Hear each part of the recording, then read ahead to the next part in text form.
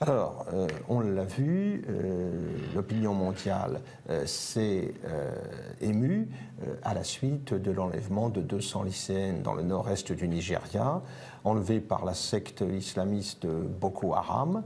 Il nous a paru intéressant de replacer dans une certaine continuité historique cet épisode dramatique, puisque ces régions d'Afrique ont été soumises pendant très longtemps, pendant des siècles justement, aux trafiquants d'esclaves musulmans.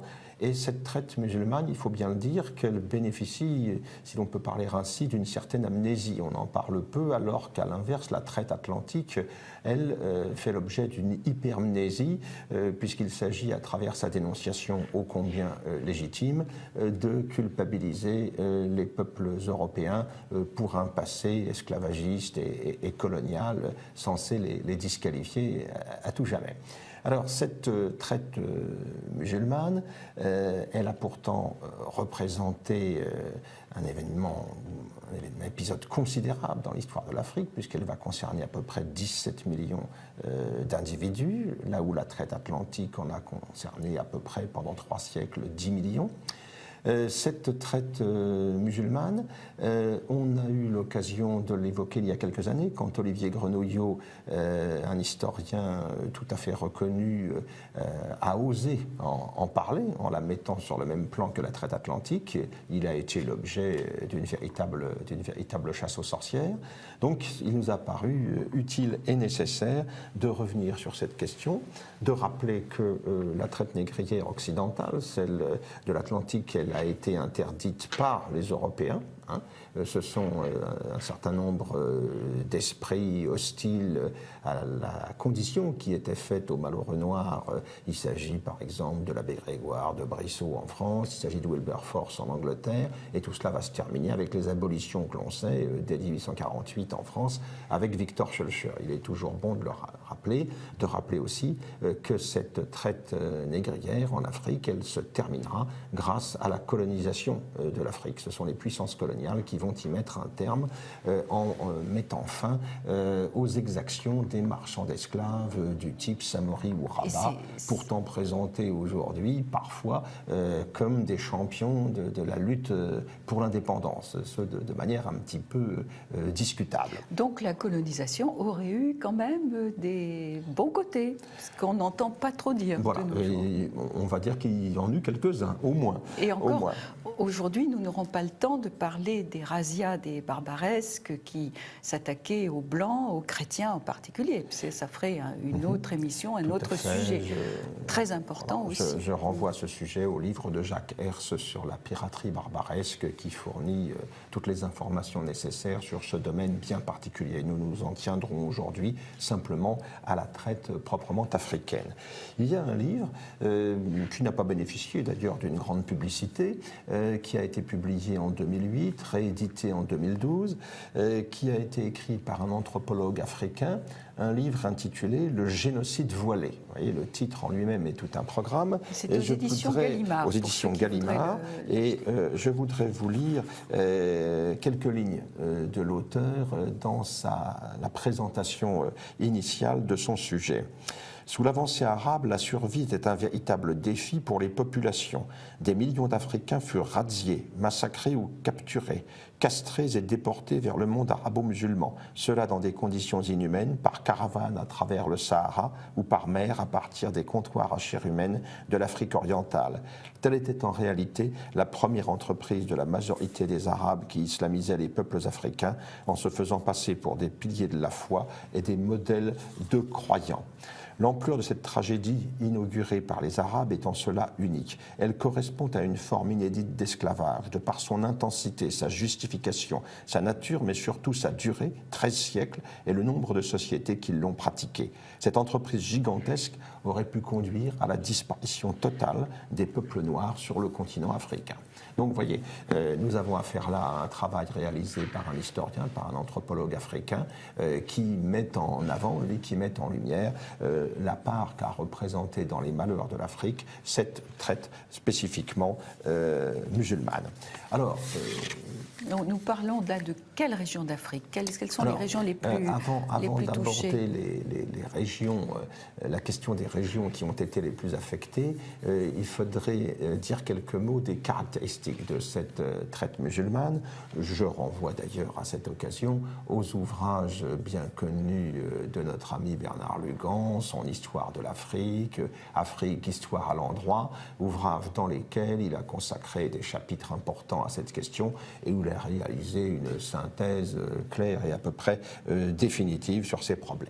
Alors la traite musulmane, on l'a dit tout à l'heure, 17 millions d'individus concernés, c'est l'évaluation sur laquelle on s'arrête. Elle a duré surtout du 8e au 20e siècle et non pas du 16e au 18e comme la traite atlantique. Et il va de soi que les abolitions décidées en Occident, en Angleterre, en France, puis dans les autres grands pays au XIXe siècle, n'ont pas concerné, bien sûr, cette traite musulmane qui s'est poursuivie, avec la complicité d'ailleurs de populations locales, de populations africaines locales, qui se sont faites les complices de ce trafic. Je l'ai dit tout à l'heure, c'est la colonisation européenne qui a permis de mettre fin à tout cela. Alors cet esclavagisme musulman, il s'inscrivait aussi dans une certaine vision des choses, qui était cautionnée d'ailleurs par le Coran, puisque dans le territoire de la guerre, le Dar el-Harb, eh bien, il était tout à fait légitime de s'emparer des kafirs, des païens, pour les réduire en esclavage. C'était d'autant plus facile que les musulmans, les Arabes, se sont construits une représentation du noir au cours de ces siècles-là qui était effectivement tout à fait dévalorisante. Par exemple, le célèbre penseur berbère Ibn Khaldoun, qui est un des grands esprits dans l'histoire du monde musulman, eh bien, au XIVe siècle, voilà ce qu'il nous disait à propos des Noirs. Les seuls peuples à accepter l'esclavage sont les nègres, en raison d'un degré inférieur d'humanité, leur place étant plus proche du stade animal. Plus au sud du Soudan, il n'y a plus de civilisation digne d'intérêt. On n'y trouve que des hommes plus proches des bêtes que d'un être intelligent. Ces gens-là vivent dans des lieux sauvages et des grottes. Ils mangent de l'herbe, des graines crues. Quelquefois, ils se mangent entre eux. On ne peut les compter au nombre des humains. Donc avec évidemment une telle représentation des Noirs, tout était permis ultérieurement pour les trafiquants de chair humaine. Une caractéristique de la traite musulmane, à la différence de la traite atlantique, c'est que du côté de l'Atlantique, on recrutait essentiellement, ou on enlevait, on razziait, le terme recruter n'est pas exact bien sûr, des hommes qui étaient susceptibles d'être employés bien sûr dans les plantations, dans les îles à sucre des Antilles, ou bien dans les plantations du Brésil par exemple. Donc il s'agissait d'avoir des travailleurs. Du côté de la traite musulmane, on va surtout récupérer, razzier des femmes et des enfants. Et les hommes, quant à eux, mais qu'est-ce qu'ils en faisaient alors? Ils se font massacrer. Qu'est-ce qu'ils en faisaient de ces femmes? Ils se font massacrer, ces femmes, pour différents services. Ils étaient utilisés pour des services domestiques. Pour certaines, c'était l'esclavage sexuel qui les attendait. Quant aux enfants, pour ce qui concerne les garçons, ils étaient systématiquement châtrés pour fabriquer les eunuques dont étaient demandeurs à l'époque les pays musulmans, ce qui correspondait à des mortalités évidemment effrayantes, puisque certains spécialistes de ces questions, je pense à Gordon, pensent que sur 200 jeunes garçons ainsi émasculés, on pouvait compter un survivant seulement. 1 sur 200. Voilà. Alors, vous m'avez posé la question des régions d'Afrique qui ont été spécialement concernées par ce phénomène. Il y en a essentiellement 3. Il y a d'abord l'Afrique qu'on pourrait appeler ouest sahélienne, qui correspond en gros au territoire sahélien de l'ancienne Afrique occidentale française. C'est là un trafic d'esclaves qui s'est mis en place très tôt dans le contexte des grands trafics transsahariens qui se sont établis dès le Moyen-Âge par les caravanes. Les esclaves étaient des marchandises, étaient des produits, au même titre que le sel, que l'or, que l'ivoire, par exemple. Très tôt, il y a eu des populations locales islamisées elles-mêmes qui ont servi de relais pour ramasser, razzier les esclaves en question, et c'est un courant qui s'est maintenu pendant des siècles, que l'on connaît assez bien parce qu'au XIXe, les premiers explorateurs de la région, les Anglais Mungo Park et Clapperton par exemple, l'Allemand Nachtigall, ont décrit assez précisément ce qui se passait dans ces régions. En 1822 par exemple, Clapperton et Denham, son compagnon, vont suivre pendant plusieurs jours une caravane d'esclaves qui s'apprête ainsi à traverser le Sahara, et la description qu'il donne est tout à fait édifiante puisque c'est par dizaines que se comptent chaque jour les morts dans cette sinistre caravane. Ça veut dire que les malheureux étaient mal nourris, maltraités, épuisés. Il y avait évidemment une mortalité effrayante durant ce qu'on pourrait considérer comme des marches de la mort. Il faudra la colonisation, encore une fois, pour sauver des populations entières, leur permettre d'échapper à cette perspective. Alors ces routes sahariennes, elles allaient vers le Tafilelt marocain, elles allaient vers Tunis, surtout vers Tripoli aussi, à partir des régions du Tchad, vers Tripoli, où on embarquait une partie de ces esclaves en direction des marchés du Levant. Il y a encore des pays d'Afrique sahélienne aujourd'hui, tels que le Tchad, la République centrafricaine, on est en plein dans l'actualité, qui ont été tout à fait concernés, qui n'existaient pas évidemment en tant qu'État à l'époque, mais qui ont été tout à fait concernés par ce trafic, que l'on a du mal à quantifier, parce que là évidemment il n'y a pas d'archives. La traite atlantique, eh bien, les embarquements sur les navires, il y a un minimum d'archives, de comptables en quelque sorte, qui ont pu être exploités. Là évidemment il y a très peu de traces écrites, mais ce que l'on constate, c'est le dépeuplement de régions entières. Outre ces régions de l'ouest sahélien, il y a aussi les régions du Haut-Nil, ce qui correspond en gros au Soudan actuel. Et là, le trafic d'esclaves s'est mis en place plus tardivement, au début du XIXe siècle. Les Égyptiens vont fonder Khartoum au confluent du Nil bleu, du Nil blanc en 1830, et ils vont aller se servir massivement dans les régions du Bahr el-Ghazal qui se trouvent plus au sud, jusque dans les régions de l'Équatoria un peu plus tard. Tout cela, c'est à partir, en gros, de 1840. On a là aussi un trafic d'esclaves très intense, avec, là encore, des traces qui demeurent aujourd'hui. Dans la guerre civile qui a opposé le nord du Soudan au sud, dans les événements du Darfour, on retrouve manifestement des suites, des conséquences à long terme de ce trafic d'esclaves de l'époque. Et là aussi, nous avons des témoignages de voyageurs, l'Allemand Schweinfurt, Samuel Baker, que le khedive égyptien Ismaïl va d'ailleurs envoyer dans ces régions pour mettre un terme à cette traite des esclaves. Il a eu beaucoup de mal à mettre en œuvre ce programme. On peut même dire que ça s'est conclu sur un échec. Dans cette région, il y avait aussi un trafic d'esclaves important à travers la mer Rouge. Ça s'est progressivement atténué parce que les Anglais sont installés à Aden, les Français à Obok et à Djibouti, mais cela va persister encore longtemps. Henri de Montfred a apporté encore un témoignage sur ces phénomènes au XXe siècle. Et puis on a des cas à Médine, en Arabie, en 1888, on vend encore 5000 esclaves africains dans l'année, qui viennent généralement des périphéries de l'Éthiopie, c'est-à-dire qui sont passés en gros par ces régions de la mer Rouge. Mais la région qui a été la plus affectée, là où la situation a été la pire, c'est ce qui correspond à ce qu'on peut appeler la traite orientale. C'est l'Afrique orientale proprement dit. C'est là que la traite a été la plus dévastatrice. Et une traite qui va se développer vraiment complètement, qui va atteindre son apogée au XIXe siècle. Le sultan de Mascate, aujourd'hui c'est le sultanat d'Oman, va décider, il contrôlait l'île de Zanzibar, il va décider d'y installer des plantations de girofliers à une époque. On a besoin de main-d'œuvre. Alors on va commencer à importer de la main-d'œuvre pour cette raison, en direction de Zanzibar. Tout ça pour des clous de girofle. Le sultan Ibadi, d'ailleurs, va déplacer sa capitale de Mascate à Zanzibar au XIXe siècle, c'est dire l'importance de l'île et de cette activité bien particulière. Et puis, il y avait sur les côtes de l'océan Indien des comptoirs arabes depuis très longtemps. Les Arabes s'étaient installés là dès le Moyen-Âge, bien sûr, mais tournés vers la mer, se préoccupant peu de l'intérieur.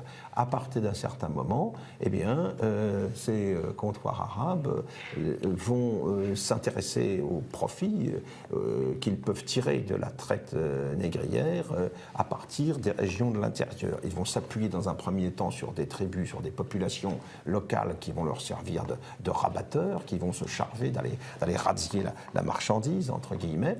Et puis, à un moment donné, ils vont s'occuper eux-mêmes des choses, ils vont pénétrer dans l'intérieur avec des troupes de mercenaires, ils vont fonder Tabora à mi-chemin entre la côte de l'océan Indien et les Grands Lacs, puis ensuite ils vont fonder Ujiji sur les bords du lac Tanganyika, et là, ils vont aller ramasser leur bétail humain, et cela pendant des dizaines d'années. Ils vont même pousser plus loin à l'ouest, ils vont établir un comptoir même sur le cours supérieur du Congo. Donc on est là dans un espace qui va en gros du sud du Soudan au nord du Mozambique et de la côte de l'océan Indien jusqu'au Congo, jusqu'à l'est de la cuvette congolaise.